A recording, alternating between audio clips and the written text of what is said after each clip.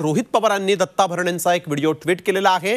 दत्ता भरणे शरद पवार गटाच्या कार्यकर्त्याला दमदाटी करत असल्याचा आरोप रोहित पवारांनी केला। बूथवर काम करणाऱ्या कार्यकर्त्यांना शिवीगाळ करण्यात येते, ही चिडचिड खूप काही सांगून जाते असा टोला रोहित पवारांनी लगावलाय। दरम्यान या सर्व प्रकरणावर दत्ता भरणे यांनी स्पष्टीकरण दिलं। दत्ता भरणे यांनी या दरम्यान काय स्पष्टीकरण दिलेलं आहे ते देखील आपण पाहूया। नाही सांगतो तर ते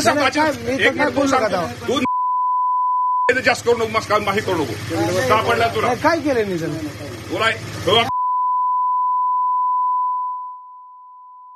त्याला काही ती शिवीगाळ नव्हती की माझी आपल्या ग्रामीण भाषेतली माझी ती बोली भाषा होती। आणि निश्चित प्रकारे शेवटी आज त्यानंतर मला माहित नव्हतं की तो व्हिडिओ व्हायरल होईल। हे कदाचित मी चिडावं, मी हे करावंच कदाचित त्या कार्यकर्त्याचा व्हिडिओ व्हायरल तो केलेला आहे। त्यामध्ये राजकारण हे निश्चित प्रकारे दिसतंय, पण माझा उद्देश नव्हता। आणि अख्खा इंदापूर तालुक्या माझ्या स्वभावाबद्दल अख्खा तालुका मला ओळखतो, अख्खा पुणे जिल्हा ओळखतो। मी कधीही आयुष्यामध्ये कोणाला कधी भाषा शिवराळ भाषा मी कधी करत नाही।